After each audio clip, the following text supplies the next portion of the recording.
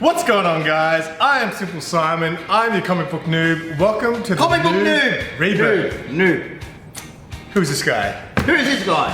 Oh, he's talking to me. Hi, Mark. Hi, Mark. On today's video, you guys like it when we talk about business, right? Boring. Mark reckons that you guys don't enjoy when we talk about the business I did side. not say that. Don't put that in my mouth. Let us know in the comments if you enjoy these kind of talks. Boring. I said it's boring. I did not say they did not enjoy it. I said it's boring talk. Hey, what other channels are talking about the business side of comic books? You know what, Mark? Because it's boring! Look, it's a lot of people's dreams to have a comic shop. You live that dream, Mark, so that's yes, why I live that that's dream. why people want to I don't want to put anyone onto the... I do not want to put anyone the through heartache. that dream. Yeah, well, we're going to talk about it, so let's do this.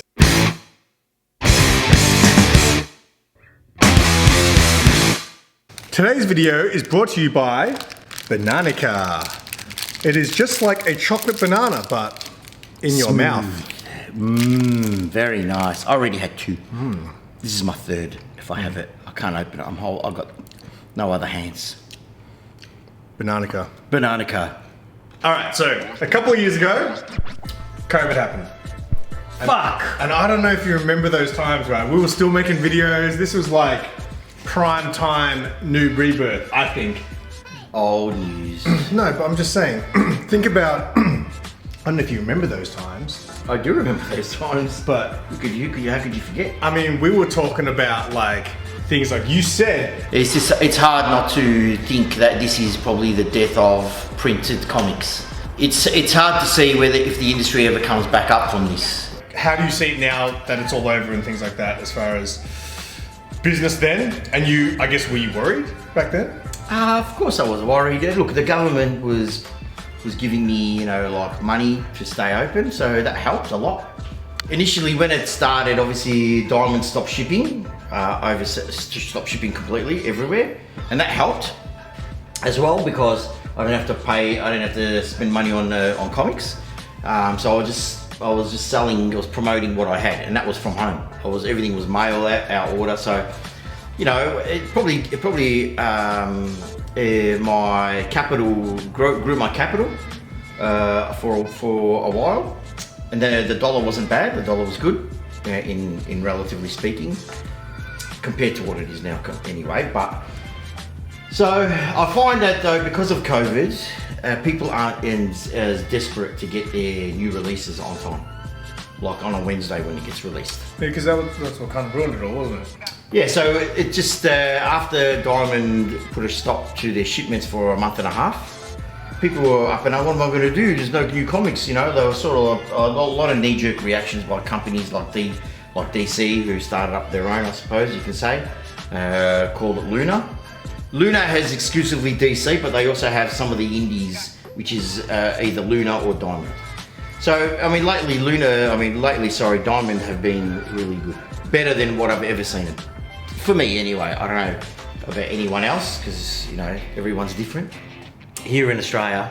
Australia. Yeah, so COVID that's one main thing that I see has changed a lot. So people don't care as much about the new releases. Absolutely. Prices. No, they care about new releases, but not the release date. Yeah. So they don't care. They're not lining up on my front of my door trying to get like in the early days, right? Like back in the early days. Old shop. Before COVID. I was here before COVID, a year before COVID.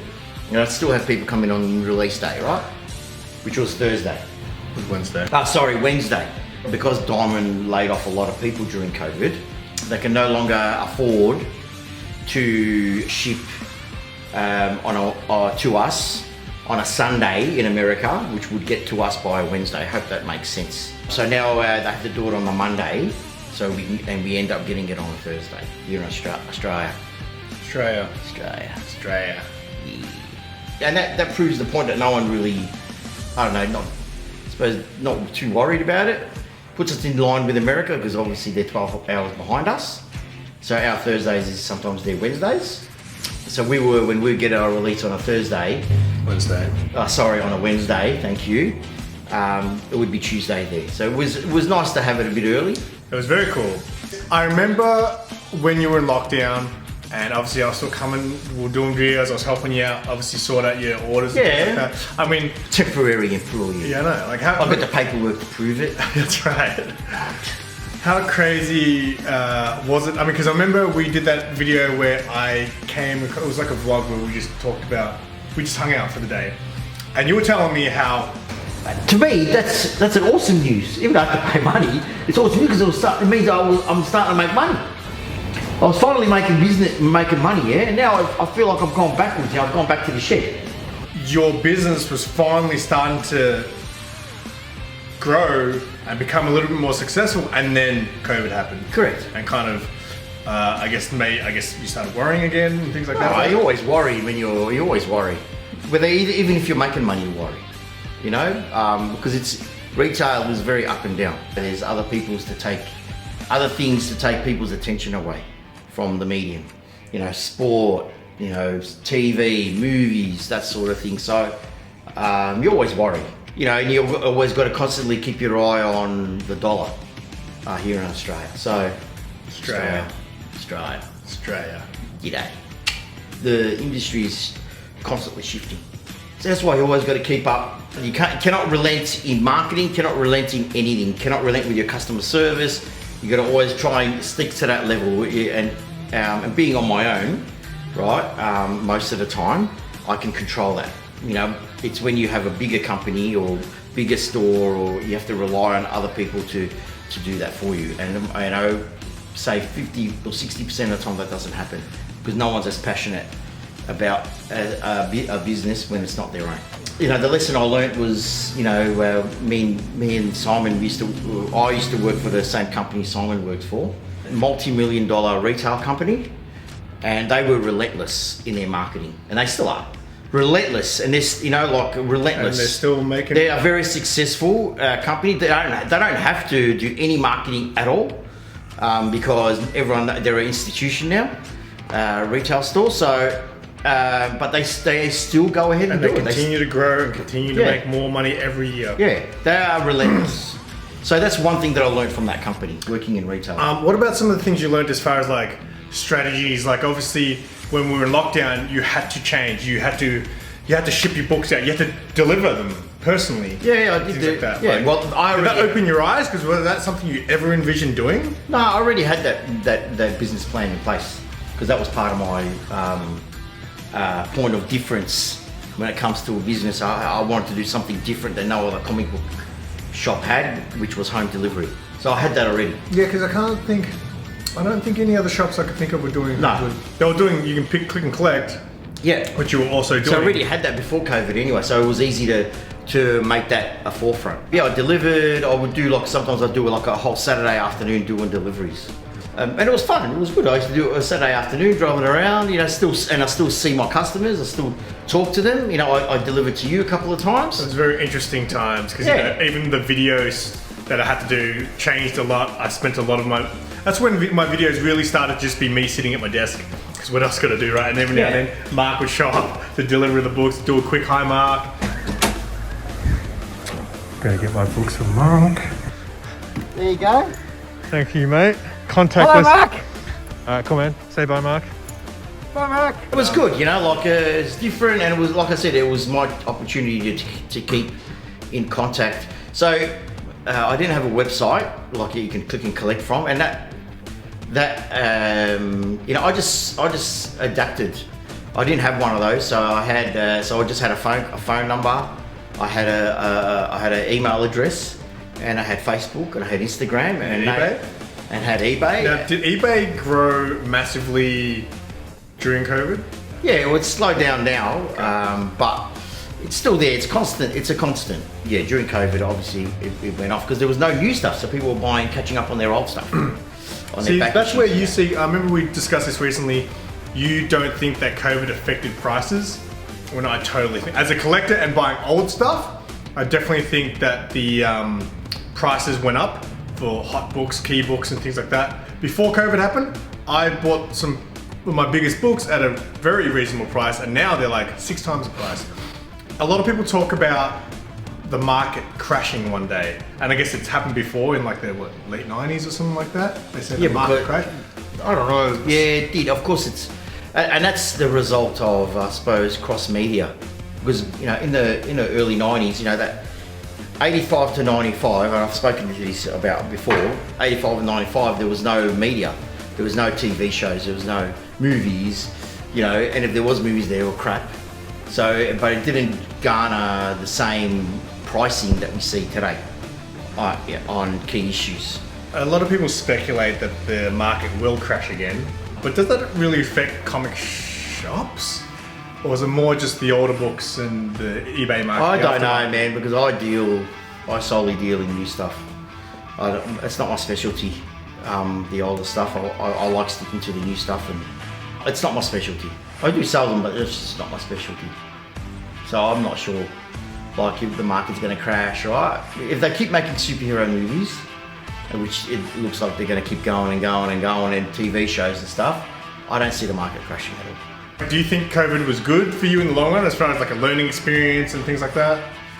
My resilience and my passion, you know. Because did any shops fold during that time? Because a lot of small businesses obviously I wouldn't say fold, but incognito. Yeah, incognito. Yeah. They not folded, but they're still around, but they just don't. Well, that didn't happen from COVID, but I think it's the repercussions of COVID. I don't want to speak for them. That's the only one I can think of, like, the repercussions, the aftermath of COVID. They're still around, but they just don't have any. They all online only, solely online. A couple of other stores sort of like went backwards. You know, like All Star reduced, yeah. So All Star reduced, Comics R Us reduced. But that's the repercussions of COVID. And this didn't happen during COVID. This is more after COVID. Yeah, correct. The repercussions of COVID. What came later in our country, Australia. I run my business very low cost as I can. You have to. I think COVID did definitely change things. Changed the way people spend, absolutely, and changed the way people collect and read and that sort of thing. So, the dollar's not helping, and that's the only thing that I think. That's the only thing I think that is hurting the industry in Australia. The new releases and that is the dollar. Not everyone is loyal. Some people want to get it cheaper because they want to on-sell it, so they go somewhere else, which are cheaper, but they sacrifice their service. So my books aren't cheap, but they're reasonable. But I give the service, whereas, you know, some shops they're cheap with no service. So, you know, it's either everyone reads different, shops different. So, but that's what's made people. It's made people think about how to spend their dollar. And do you notice when your prices rise, like, do you notice a drop off on many customers? Not really. I drop off maybe a couple of off the list, off the standard. People that don't come in that often anyway, right? Yeah. So not really. I mean, people understand. I tell everyone beforehand before I do it. I don't just surprise them with it. But people understand. People definitely understand. Because when you come to a big city, it's not just a shop. You often become friends with most of your regulars, right? I do. With everyone really who walks in. Absolutely. Only at big city comics. In Australia. Australia. All right, guys, that's all we have for you today. Once again, thank you to today's sponsors, Bananica. Bananica. One of the questions is, where do I get one of those? Message Conan. Was it Dragon the Barbarian. Dragon the Barbarian. Shout out to one of our viewers, Dragon. To him. All right, he'll know where to get him. Thank you, Mark. Don't forget, guys, if there's anything you want us to talk about, feel free to drop them in the comments. Make sure you leave a hashtag #HiMark. Don't forget to give the video a thumbs up on the way out. And until next time, guys, say bye, Mark. Bye, Mark. And keep it simple. So they're no longer exclusive to Diamond, which they were. Now they've got 2 distributors to choose from if you want to go with Penguin Random House or Diamond. I personally use Diamond. I didn't press record. You idiot. You sure? You can see a red dot. Yeah, no, because oh no, did I? Yeah, I do see a red dot.